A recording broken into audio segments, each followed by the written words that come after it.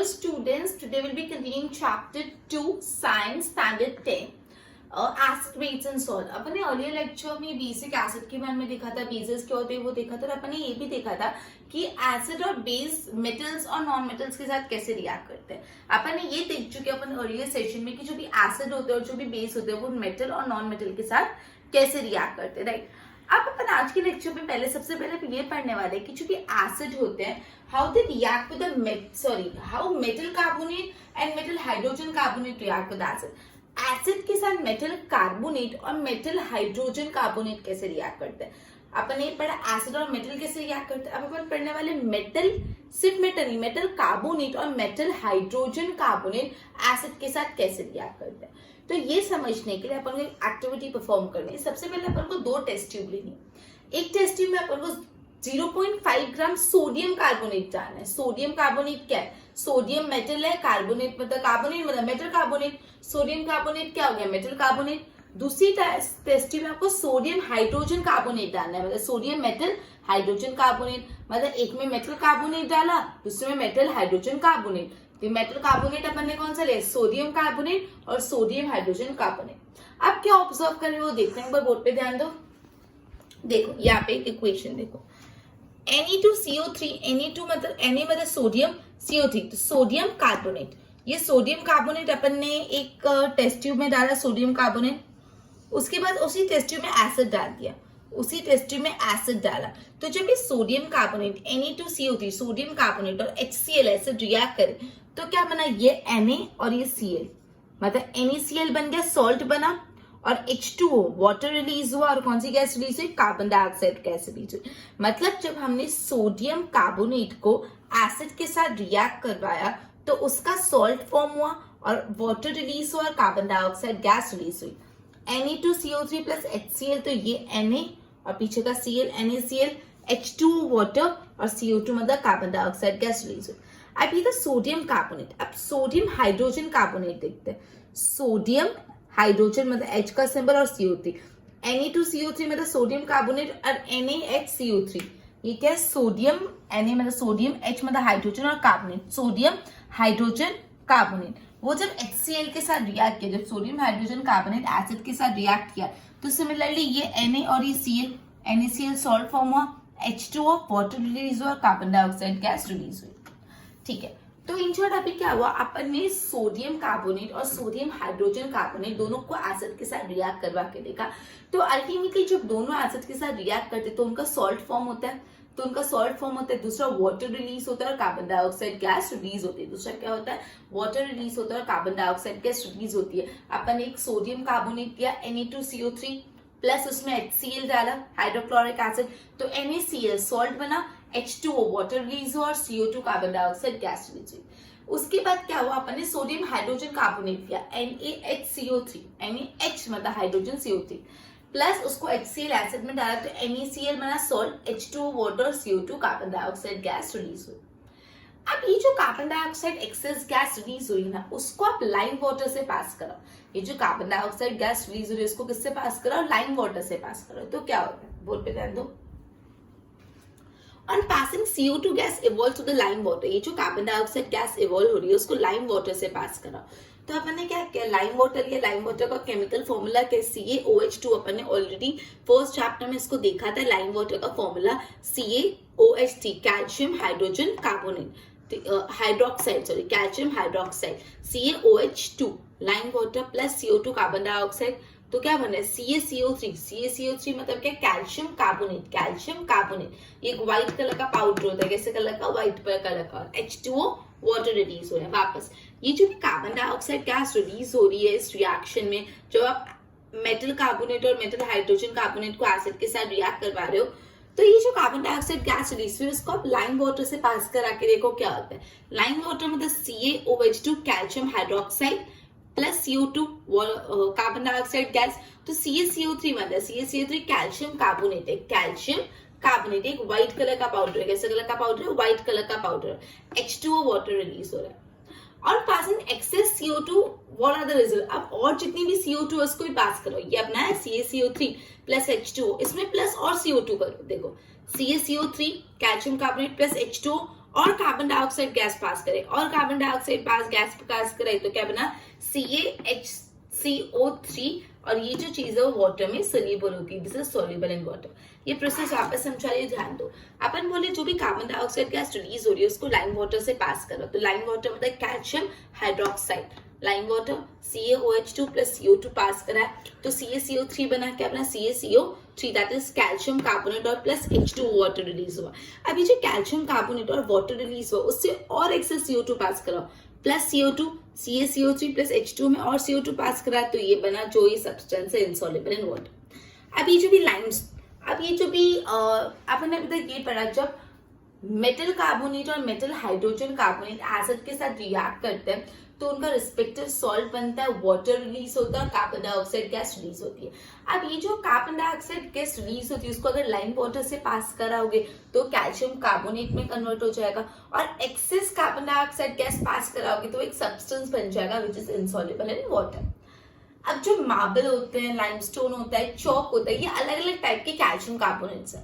जो चौक होते हैं, लाइमस्टोन हो गया, मार्बल हो गया, वो अलग अलग टाइप के क्या अलग अलग टाइप के कैल्शियम कार्बोनेट है, ठीक है। और मेटल कार्बोनेट की लास्ट अल्टीमेटली यही कंक्लूड किया, जितने भी मेटल कार्बोनेट और जितने भी मेटल हाइड्रोजन कार्बोनेट है जब वो एसिड के साथ रिएक्ट करते हैं तो अपना रिस्पेक्टिव सॉल्ट फॉर्म करते हैं और H2O वाटर रिलीज करते हैं और कार्बन डाइऑक्साइड गैस रिलीज करते हैं। एकदम स्टैंडर्ड है, एकदम याद ही रहना चाहिए। जब भी मेटल कार्बोनेट और मेटल हाइड्रोजन कार्बोनेट एसिड के साथ रिएक्ट करते हैं तो अपना रिस्पेक्टिव सॉल्ट फॉर्म करते हैं, H2O वाटर रिलीज होता है और CO2 carbon dioxide gas release होती है। बोर्ड पे ध्यान दो एक बार। अपन स्टैंडर्ड इन चैप्टर 2 चलो, how metal carbonate and metal hydrogen carbonate react with the acid. तो we need to perform an activity, take 2 test tube A and B, add 0.5 gram of sodium carbonate in test tube A and 0.5 gram of sodium hydrogen carbonate in test tube B. Add 2 milliliter of dilute hydrochloric acid add करना है दोनों में, what you will observe. Pass the gas produced, जो भी gas produce हो रही है उसको पास कराओ through the lime water.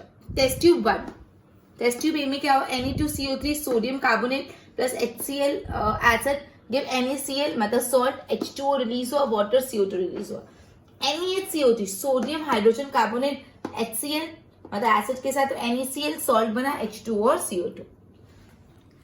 On passing CO2 gas evolves to the lime water से CO2 pass करा, COH2 plus CO2 gives CaCO3 calcium carbonate plus H2O water is released. On passing the excess CO2 following result, तो ये जो CaCO3 था plus H2O था उससे और CO2 पास कराया तो क्या बना CaHCO3। Limestone, chalk and marble ये सब क्या different form of calcium carbonate से। और metal carbonate and metal hydrogen carbonate react with the acid to give corresponding salt, carbon dioxide gas and water. Metal का ठीक है, ओके इतना clear हो एक बार इसके नोट्स पर, फिर नेक्स्ट रिएक्शन पढ़ते हैं।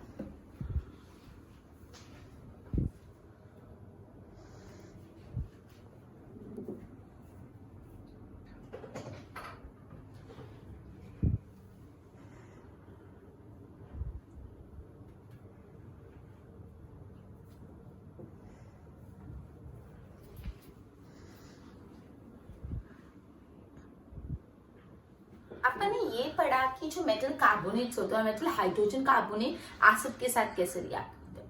अब अपन ये पढ़े एसिड और बेस एक दूसरे के साथ कैसे रिएक्ट करते हैं। जब एसिड को बेस में डाल दे, एसिड और बेस एक दूसरे के साथ कैसे रिएक्ट करते हैं, क्या रिएक्शन टेक प्लेस करेगा जब acid and base are mix with each other, ठीक है।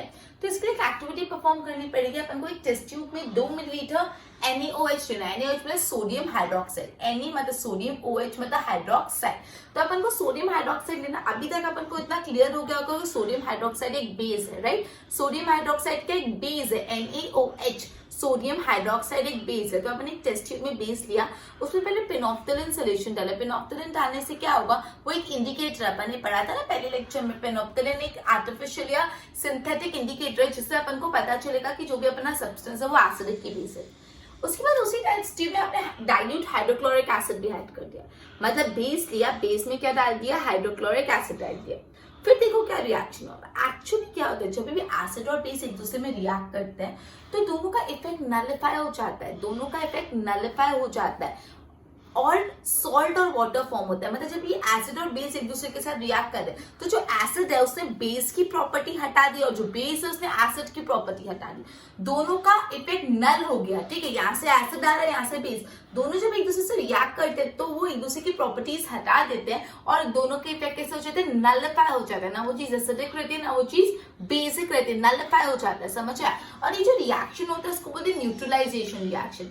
जिस रिएक्शन में एसिड और बेस एक दूसरे के साथ रिएक्ट करते हैं जिससे सॉल्ट फॉर्म होता है, वाटर रिलीज होता है, जिससे सॉल्ट फॉर्म होता है और वाटर रिलीज होता है, उस रिएक्शन को बोलते हैं न्यूट्रलाइजेशन रिएक्शन। ठीक है, ठीक है। न्यूट्रलाइजेशन रिएक्शन में क्या होता है, एसिड और बेस एक दूसरे से रिएक्ट करते हैं और एक दूसरे का इफेक्ट नलिफाई करके सॉल्ट बनाता है और वाटर रिलीज करते हैं, रिलीज करते हैं। इस केमिकल रिएक्शन को बोलते हैं न्यूट्रलाइजेशन रिएक्शन। ये बहुत ही इंपॉर्टेंट पॉइंट है। न्यूट्रलाइजेशन रिएक्शन किसको बोलते हैं, जब एसिड और बेस एक दूसरे के साथ रिएक्ट करते हैं तो दोनों का इफेक्ट नलिफाई कर देते हैं, न्यूट्रल हो जाता है सोल्यूशन। न्यूट्रल मतलब ना इस साइड का ना उस साइड का, ना एसिडिक रहता है ना बेसिक रहता है। ठीक है, इसलिए इस रिएक्शन को क्या बोलते हैं, न्यूट्रलाइजेशन रिएक्शन। क्लियर? अच्छा, अब अपन ने ये पढ़ा कि एसिड और बेस एक दूसरे के साथ कैसे रिएक्ट करते हैं। एसिड और बेस एक दूसरे के साथ रिएक्ट करके एक दूसरे का इफेक्ट नलिफाई करके न्यूट्रल कर लेते हैं और सॉल्ट रिलीज करते हैं, वाटर रिलीज करते हैं। राइट, अब अपन नेक्स्ट पढ़ रहे हैं मेटल ऑक्साइड्स एसिड के साथ कैसे रिएक्ट करते हैं। हाउ डू मेटल ऑक्साइड, पहले अपन ने सिर्फ मेटल पढ़ा था, मेटल कैसे रिएक्ट करते हैं, फिर मेटल कार्बोनेट्स पढ़ा, फिर मेटल हाइड्रोजन कार्बोनेट पढ़ा, अब मेटल ऑक्साइड्स पढ़ रहे हैं। मेटल ऑक्साइड एसिड के साथ कैसे रिएक्ट करते हैं, तो इसके लिए again we need to perform an activity. उसमें अपन को क्या करना है, कॉपर ऑक्साइड लेना है, बीकर में थोड़ा सा small quantity copper oxide. Copper क्या होता है, मेटल, और ऑक्साइड तो मेटल ऑक्साइड हुआ। कॉपर ऑक्साइड लेना है, कॉपर क्या होता है, मेटल, और ऑक्साइड मतलब इन शॉर्ट मेटल ऑक्साइड अपन ने लिया, कॉपर ऑक्साइड लिया एक बीकर में और धीरे धीरे उसमें डाइल्यूट सल्फ्यूरिक एसिड डालते गए, डाइल्यूट हाइड्रोक्लोरिक एसिड धीरे धीरे डालो विद स्टरिंग, धीरे धीरे हिलाते हिलाते डालो। मतलब मेटल ऑक्साइड मतलब कॉपर ऑक्साइड में आपने क्या डाल दिया, हाइड्रोक्लोरिक एसिड, कॉपर ऑक्साइड में एसिड डाला।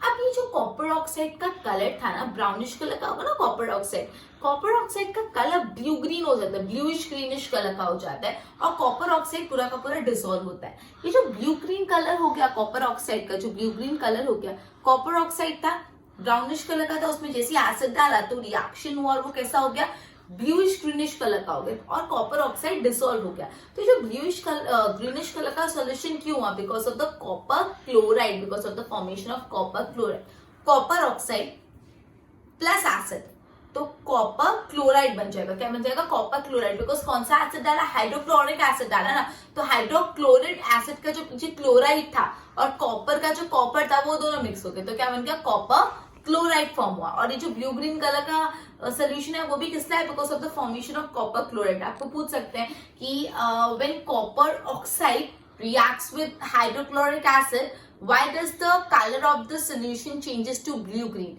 The color of the solution changes to blue green because of the formation of copper chloride. जब भी copper oxide plus hydrochloric acid react हुआ तो कॉपर क्लोराइड बनता है जिससे सोल्यूशन का कलर ब्लू ग्रीन हो जाता है।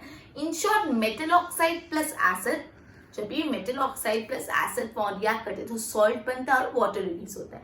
सिंपल, जब भी मेटल ऑक्साइड एसिड के साथ रिएक्ट करते हैं तो क्या बनता है, सॉल्ट बनाता है अपना रिस्पेक्टिव और H2O वाटर रिलीज करते हैं। वापस क्लियर, जब मेटल ऑक्साइड और एसिड रिएक्ट करते हैं तो उनका सॉल्ट बनता है और H2O वाटर रिलीज होता है।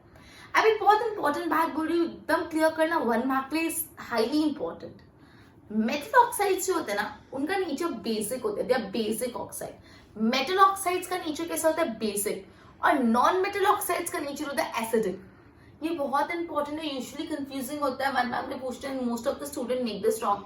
जो मेटल ऑक्साइड्स होते हैं बेसिक, मेटल ऑक्साइड कैसे होते हैं, basic, they are basic oxides, base oxides, metal oxide. और जो नॉन मेटल, मेटल का होता है नॉन मेटल ऑक्साइड, वो कैसे होते हैं, एसिडिक। ये कहीं भी माइंड में डाल दो, मेटल यूजुअली एसिडिक, तो नॉन मेटल ऑक्साइड बेसिक होते हैं और मेटल ऑक्साइड बेसिक होते हैं और नॉन मेटल ऑक्साइड एसिडिक होते हैं। क्लियर, एकदम सिंपल। तो अभी अपन ने ये पढ़ा, अपन ने 2 टाइप के रिएक्शन अभी पढ़े अपन, ठीक है।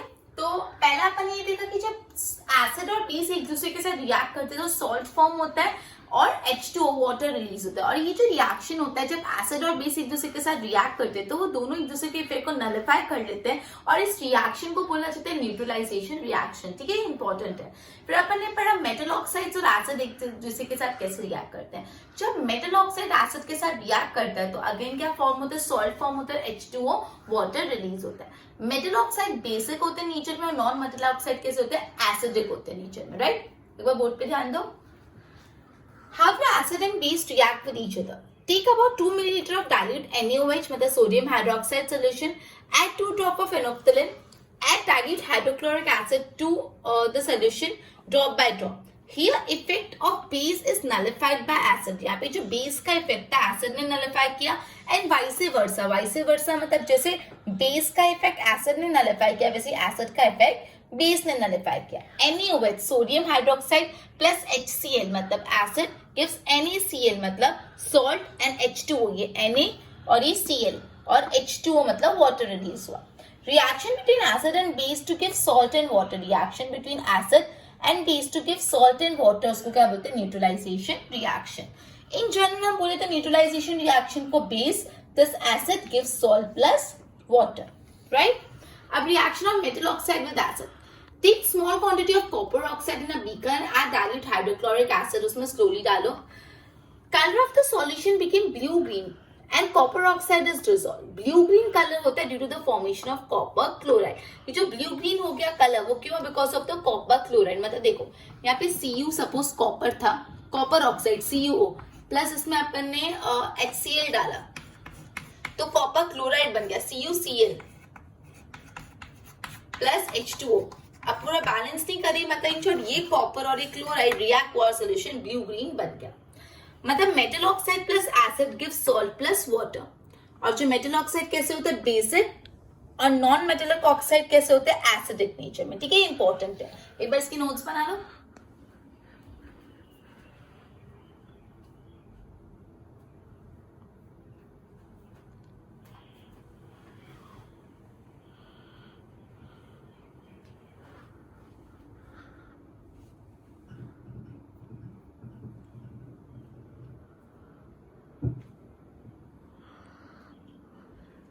अभी पता है अपन ने जितना भी पढ़ा उसको एक बार सम अप कर लेते हैं। आज बेसिकली अपने 3 रिएक्शंस देखे। पहले रिएक्शन में अपन ने देखा मेटल कार्बोनेट और मेटल हाइड्रोजन कार्बोनेट एसिड के साथ कैसे रिएक्ट करते हैं।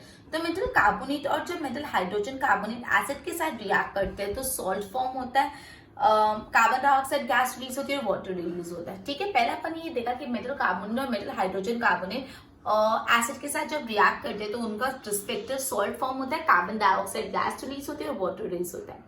अभी जो कार्बन डाइऑक्साइड गैस रिलीज होती है उसको जब हम लाइम वाटर से पास कराते हैं तो कैल्शियम कार्बोनेट बनता है और H2O वाटर रिलीज होता है। अभी कैल्शियम कार्बोनेट और H2O को वापस अगर हम एक्सेस CO2 से पास कराए तो एक सब्सटेंस बनता है which is insoluble in water. दूसरा अपन रिएक्शन ये देखा जब एसिड और बेस एक दूसरे के साथ रिएक्ट करते हैं तो क्या होता है।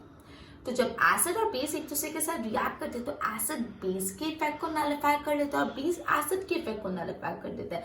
दोनों एक दूसरे के इफेक्ट को नलिफाई कर लेते हैं, न्यूट्रल कर देते हैं। ठीक है, इसलिए इस रिएक्शन को बोला जाता है न्यूट्रलाइजेशन रिएक्शन। मतलब एसिड बेस का इफेक्ट हटा देता है, बेस एसिड का इफेक्ट हटा देता है, न्यूट्रल सोल्यूशन हो जाता है।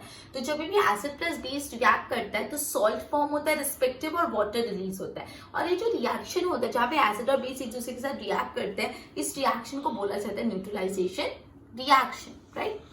थर्ड अपन ने देखा मेटल ऑक्साइड एसिड के साथ कैसे रिएक्ट करते हैं। जब मेटल ऑक्साइड एसिड के साथ रिएक्ट करेंगे तो अगेन सॉल्ट फॉर्म होगा और वाटर रिलीज होगा। इसके लिए एक एक्टिविटी भी की थी, कॉपर ऑक्साइड लिया था जो एक मेटल ऑक्साइड है उसको हाइड्रोक्लोरिक एसिड के साथ मिक्स किया तो जो सोल्यूशन था वो bluish greenish colour, green blue colour का हो गया। ये ग्रीन ब्लू कलर का क्यों हुआ, बिकॉज ऑफ कॉपर ऑक्साइड और HCl हाइड्रोक्लोरिक एसिड रिएक्ट हुआ तो कॉपर क्लोराइड फॉर्म हुआ जो एक ग्रीनिश, उस रीजन से कलर जो सोल्यूशन का कलर है वो बदल गया। फिर याद रखना मेटल ऑक्साइड बेसिक होते हैं नेचर में और नॉन मेटल ऑक्साइड एसिडिक होते हैं। अपन के लेक्चर में इतना क्या, बाकी का अपन नेक्स्ट सेशन में कंटिन्यू करेंगे। Good bye.